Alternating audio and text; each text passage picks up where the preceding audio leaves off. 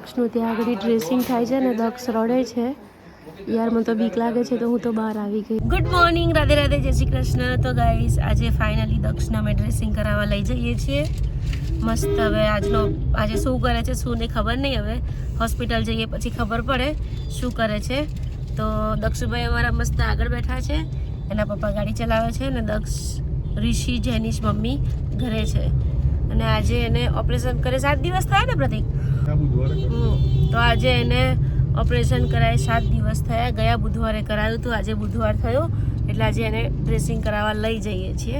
જોઈએ હવે શું કરે છે ત્યાં. તો ગાઈસ હવે દક્ષને ડ્રેસિંગ કરવા અંદર લઈ જાય છે. સેકન્ડ ડ્રેસિંગ છે. હવે અત્યારે તો હસતા મોઢે જાય છે. જોઈએ હવે અંદરથી કેવો નીકળે છે બહાર. એના પપ્પા પાણી પીવડાવીને મોકલે છે.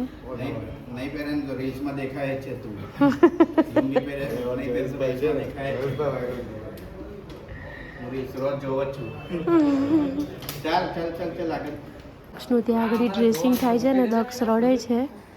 યાર મને તો બીક લાગે છે તો હું તો બહાર આવી ગઈ. જો દક્ષ રડે છે, અવાજ આવે છે એનો છે.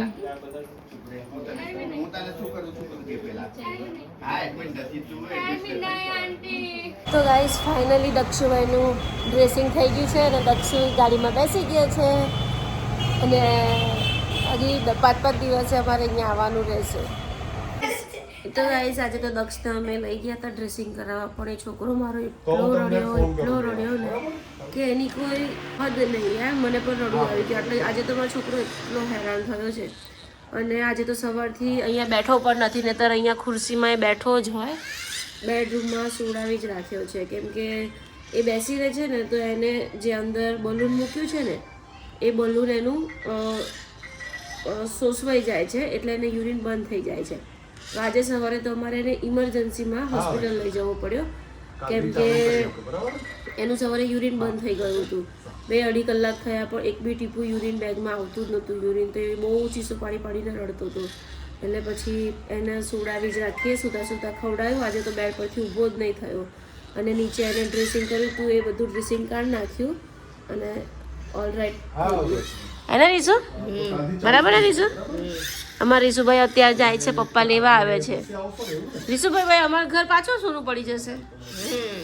હા તો ગાઈસ હું ને ઋષિ બહાર આવ્યા છીએ. અમારા ઋષિભાઈને છે ને વડાપાવ ખાવું છે તો વડાપાવ ખાઈએ. અને મારે પેમેન્ટ ઉપાડવાનું છે તો પહેલાં આવી છું એટીએમમાં પેમેન્ટ ઉપાડું. આજે તો અમારા દક્ષુભાઈ સવારના સુતા જ છે, બસ મોબાઈલ જ જોયા કરે છે. ચલો રીસુ, ચલો બેટા વડાપાવ ખાવા. ભારતીબેન ચલો વડાપાવ ખાવા. ચલો હા બેટા થોડી વાર બેસ દીકા. ચલો બેટા હેડો. તો ગાઈસ મસ્ત મજાના વડાપાવ લઈ આવી છું. ગરમા ગરમ મરચા છે, વડાપાવ છે અને અમારા ભારતીબેન અને રીશુભાઈ મસ્ત મજાના વડાપાવ ખાશે. દક્ષુભાઈની ઈચ્છા છે ખાવાની, પણ 1-2 બાઈટ આપીશ, વધારે નહીં આપું. તો ગાઈસ મસ્ત મજાનું આમાં શાક થાય છે. જેનીશ માટે વઘારેલી ખીચડી બનાવું છું અને દક્ષ માટે મસ્ત રાઈસ બનાવું છું. બાકી છે લસણ ફોડી દીધું છે. જેનો કેટલા દિવસથી નથી નયો તું? સાચું બોલ. 5 દિવસથી કે 4 દિવસથી? હે 2 દિવસથી? 3 દિવસથી નથી નયો? ચોરના માથાની જેમ ભટકાય છે પપ્પા. અને હમણાં તો રોડ ઉપર ફટાકડા ફોડતો હતો. ફટાકડા ફોડ્યા તો ફટાકડા રોડ ઉપર ફોડતો હતો બિંદાસ. અરે એના પગ જુઓ, બાપરે બાપ.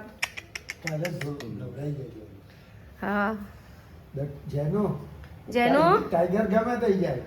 ઓ જેનો જંગલી પ્રાણી છે, જંગલી પ્રાણી છે, જંગલી પ્રાણી. ચલો હવે ચલો જો તો કેટલો ખખડી ગયો છું તું.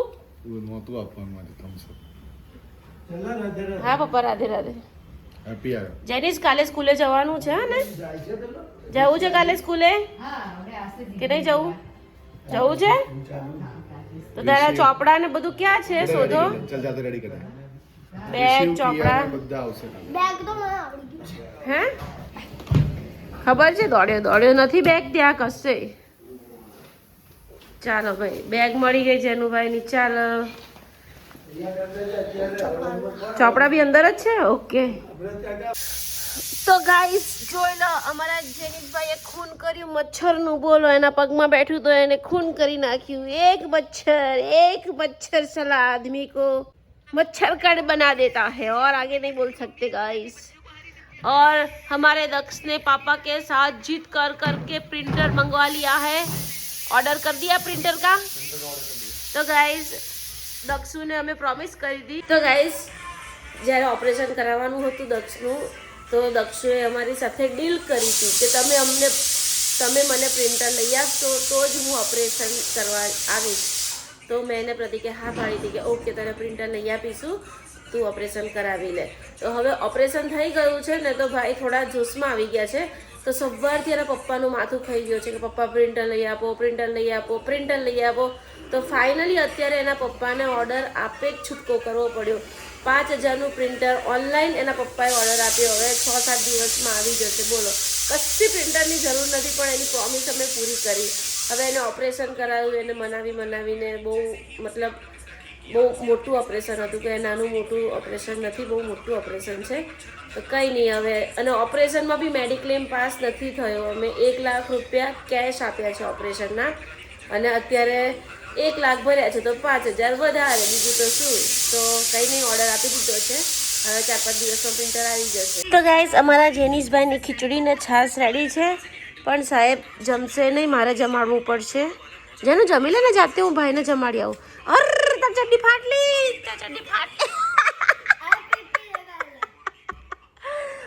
છે. નો બ્લોગ બનાવવાનો છે, ચડ્ડી ના કાઢીશ. અરે રામ. પ્રતિક દક્ષુ માટે દહીં લઈ આવ્યા છે. મસ્ત એને રાઈસ ને દહીં ખાવું છે. તો અમારા રીશુભાઈ ને પપ્પા લેવા આવી ગયા છે. તો રીશુભાઈ તો પપ્પાને ભેટી ગયા, મમ્માને ભેટી ગયા. જજે મમ્મા, અરે મા જેનુભાઈની મમ્મા પપ્પા આવી ગયા એટલે જેનુભાઈ ખુશ થઈ ગયા. રીશુભાઈ અમારા દક્ષુભાઈનો મસ્ત મજાનો ભાત ને દહીં રેડી થઈ ગયા છે. હવે ભારતીબા એને ખવડાવશે. તો જો એસી ચાલુ છે ને તો એ ભારતીબા પવન નાખે છે. તો ગાઈઝ ભાભી છે ને આવ્યા ને જમવાનું નથી, એમને બહાર જમવાનું છે. તોય હું દક્ષ જોડે અંદર હતી ને તો ભાભીએ ફટાફટ બોલા બધા વાસણ ઘસી નાખ્યા. એટલે હું ઘસી નાખતી યાર, આવું કેવું. કિચન બિચન બી બધું સાફ કરી નાખ્યું. બોલો જબરું કહેવાય. તમે શું કરવા ઘસ્યા હશે પણ એવું એમાં શું થઈ ગયું? તો હું કરત ને. ના રે ભાઈ યાર, બિચારા અડધી કલાક માટે આવ્યા બેસવા, એમાંય કામ કરવા લાગી ગયા. બોલો જબરું કહેવાય. ક્યાં શિવભાઈ મજામાં? આ ઋષિનો મોટો ભાઈ છે શિવ. હા એ જેનું ભાઈ છે. તો ગાઈઝ ફાઇનલી અમારા ઋષિભાઈ ઘરે જઈ રહ્યા છે. હે ઋષિ, મજા આવી રહેવાની? ગમ્યું હે ને? હું ન પડી ગયો તો વીરો ગયા પછી હું ન પડી ગયો તો નથી મજા આવતી. હા કાલે તાવ બી આવી ગયો તો કાલ રાતે તો નિમિશન આપી દે ના પછી રાતે 2 વાગે આવ્યો. Bye bye. દક્ષુ મામા જાય, મામી જાય, ઋષિ જાય છે. જેનો રિશુન બાય કહી દે.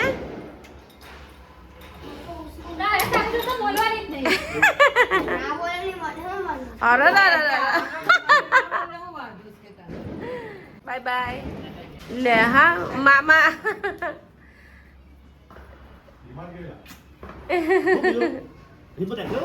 હિંમત રાખે માં દક્ષુ. તો આજે ઢીલો છે માં દક્ષુ. 15 તારીખે IPL છે ને? હા એ તો હમણાં રેડી. એ તો આજે ડ્રેસિંગ કરાવ્યું છે એટલે ઢીલો છે, બાકી રેડી. અને અમારો બ્લોગ ચાલી રહ્યો છે અહીંયા જો. Shivbhai financial issue okay. Number add કરવાનો અહીંયા ઇશ્યુ ચાલી રહ્યો છે ફોનનો, એમ નંબરનો. ટાટા. હા આવશે મામા, આવશે બેટા, આવજો. આ સાસુ વહુનો પ્રેમ જો. બા અઠવાડિયાથી હાહુ વહુ નથી ને એટલે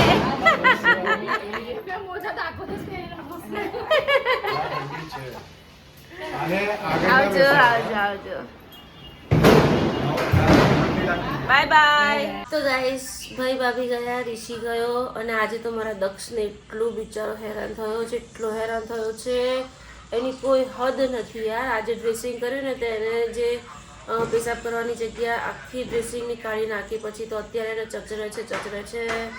બાપરે માંડ માંડ અમે રાત પાડી છે. બહુ મારો છોકરો હેરાન થયો. પહેલા 2 દિવસ પહેલા તો એનાથી મસ્ત ચલાવતું હતું, એટલો ચાલતો હતો. આજે તો એનાથી ચલાતું બી નથી, બેસાતું બી નથી અને ખબર નહીં શું થઈ ગયું અચાનક પાછું. અત્યારે જો મસ્ત સૂતા બિચારો મોબાઈલ જોવે છે. તો કંઈ નહીં, આજનો બ્લોગ પસંદ આવ્યો હોય તો સબસ્ક્રાઈબ કરજો, લાઈક કરજો, ફરી મળીએ.